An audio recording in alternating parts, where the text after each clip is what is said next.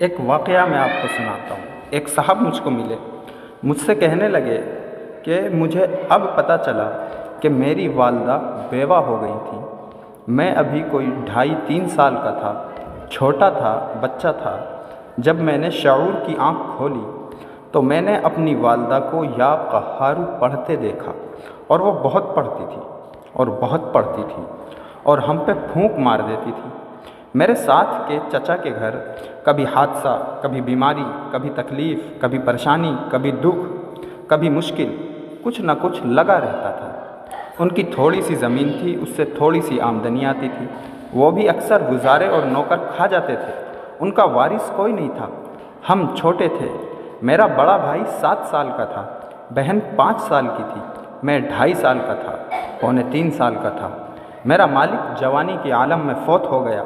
میری والدہ جوان تھی اور کہا میری اماں کو شعور کی آنکھ جب کھولی تو یا قہار پڑھتے دیکھا، اور میری اماں فرماتی تھی، بیٹا میں نے یا قہار سے اپنی جوانی کی حفاظت بھی کی ہے اور تمہاری صحت کی حفاظت بھی کی ہے، اور تمہارے گھر ہمارے گھر میں روگ، بیماریاں، تکلیفیں، مشکلات، مسائل نہیں آتی اس لیے کہ میں یا قہار پڑھتی ہوں۔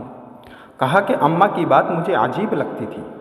کہا کہ جب میں تسبیح خانے میں آیا ہوں، اب میری عمر کوئی 32-35 سال ہے، اماں رخصت ہو گئی ہیں، مجھے یہ احساس ہوا کہ ماں تو نے تو ہمیں یا قہاروں کی چھاؤں میں پالا تھا، یا قہاروں کی چھاؤں میں پالا تھا، ماں ہمیں شعور نہیں تھا۔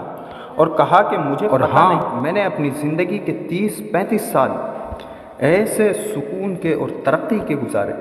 آج عالم یہ ہے، میرا چچا ساتھ رہتا ہے، اس کی اولادیں ہم سے غریب ہیں، ہم مالدار ہیں، ہمارے پاس یہ ہے، یہ ہے، یہ ہے، یہ ہے، یہ ہے۔ ابا ہمارے پاس کچھ چھوڑ کے نہیں گئے تھے۔ ایک چھوٹا سا زمین کا ٹکڑا تھا جس کی تھوڑی سی آمدنی آتی تھی، اور بعض اوقات 2 وقت کی بھی روٹی پوری نہیں ہوتی تھی۔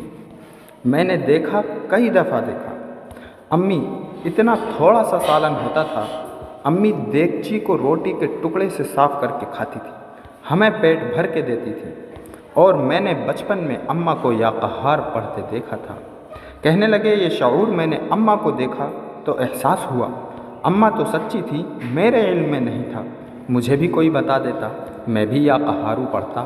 اور آج جو کچھ میں ہوں اس اللہ کے نام کی برکت سے ہوں، جس کی وجہ سے میری زندگی میں رکاوٹیں، بندشیں، تکلیفیں، مشکلات، مسائل، الجھنیں، ناکامیاں چھٹتی اور گھٹتی اور ہٹتی نظر آتی۔